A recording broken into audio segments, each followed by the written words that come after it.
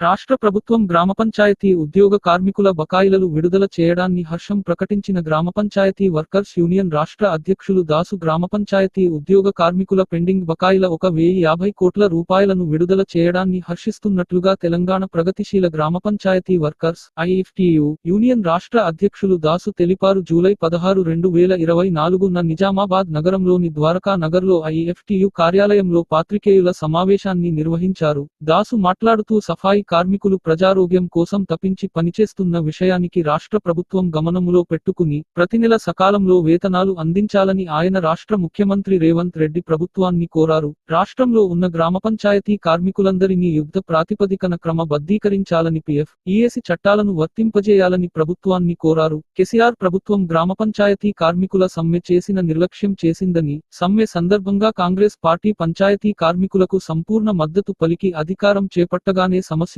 పరిష్కరిస్తామని మాట ఇచ్చారని ఆయన తెలిపారు. గ్రామ పంచాయతీ ఉద్యోగ కార్మికుల సమస్యలను పరిష్కరించాలని మంత్రులను, అధికారులను కలిసి వినతి పత్రాలను అందించడం కూడా జరిగిందని, అతి తక్కువ వేతనాలతో పనిచేస్తున్న పంచాయతీ కార్మికుల సమస్యలను విశాల దృక్పథంతో పరిష్కరించాలని దాసు రాష్ట్ర ముఖ్యమంత్రిని కోరారు. ఈ సమావేశంలో తెలంగాణ ప్రగతిశీల గ్రామ పంచాయతీ వర్కర్స్ జిల్లా ప్రధాన కార్యదర్శి జనత గంగాధర్, నాయకులు ఎస్ సుధాకర్, దాల్మలకి పోషెట్టి, ఐఎఫ్టియు నాయకులు శివకుమార్, టి రాజు తదితరులు పాల్గొన్నారు. జనత గంగాధర్, ప్రధాన కార్యదర్శి తెలంగాణ ప్రగతిశీల గ్రామ panchayat workers union IFTU Nizamabad జిల్లా కమిటీ.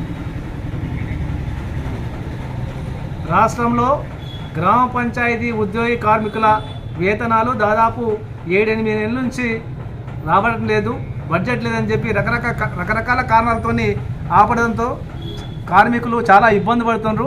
ఈ సమస్యను వెంటనే పరిష్కరించాలని చెప్పి జిల్లా కలెక్టర్లు, డిపిఓల ద్వారా మంత్రులకు, ఎమ్మెల్యేలకు కూడా విన్నవించడం జరిగింది. నిన్న రేవంత్ రెడ్డి ప్రభుత్వం 150 కోట్ల 57,59,500 రూపాయలు విడుదల చేసింది. వారికి మా ఐఎఫ్టీ తరఫున కృతజ్ఞత తెలియజేస్తా ఉన్నాం. ఎందుకంటే సఫాయి కార్మికులు చాలా అతి తక్కువ వేతనాలతో పనిచేస్తాం. ఈ నెల 5 తారీఖులోపు వాళ్ళకి వేతనాలు ఇవ్వాలని చెప్పి మేము ఈ సందర్భంగా గుర్తు చేస్తూ ఉన్నాం. గతంలో సమ్మె చేస్తున్నప్పుడు కేసీఆర్ ప్రభుత్వం చాలా మొండిగా వివరించింది. సమ్మెను విరమిస్తే చర్చలు చేసి కార్మికులకు న్యాయం చేస్తామని చెప్పి కాలయాపనతో చివరికి ఆ ప్రభుత్వమే కూలిపోయింది. ఆ రోజు మీరు కాంగ్రెస్కి మద్దతు చేయండి, కాంగ్రెస్ పార్టీ అధికారం రాగానే పర్మనెంట్ చేస్తామని చెప్పి సమస్యలు పరిష్కరిస్తామని చెప్పి మాట ఇచ్చి ఉన్నారు.